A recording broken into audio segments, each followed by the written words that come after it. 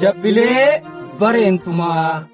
Jabbilee bareentumaa walloo kamiseef raayyaa sikkoo mandoof harargee jajjabee ilmaan aayyaa garooma maal gootanii gargarii walit duttu garoomni eessa dhaqee billaan boquu wal kuttu osoo uf gidduu qabdan hundee hidda dhiigummaa garooma ajjeeftanii eessaa fiddan diinummaa maaltu sin jidduu seene yaa ilmaan bareentumaa yaa ilmaan adeerranii yaa ijoollee eessumaa maaliif olloltu maali sababaan lolaa wallo arsiif harargeen hunduu waliif obbola qubsumnis gargar ta'u lafeen teessan takkatti baalageen adabamtee haa deebitu akkatti man kalee turte haa deebitu bakkatti hammamillee wal miidhaa hammamillee wal dhabaa kan jige badee coongoo haftee ol qabaa miiraan karaa maqxanii karaa waliin maqsina akka lafee sattawwaa ufii waliin cabsina weerartuun osoo jirtuu mee waliin weerarina walii keessan qaltanii sobaan hin geerarina obboleessas yoo ta'e badaa hin deeggarina badduu koo bareentotuu sin dhale firooma keessan tiksaa hin toltanii wal malee qarooma gurgurtanii hin bitinaa doofummaa qomoo ajjeesuuf hin galmaa ugootummaan walii yoo dhabdan malee homaafuu walin dhabdan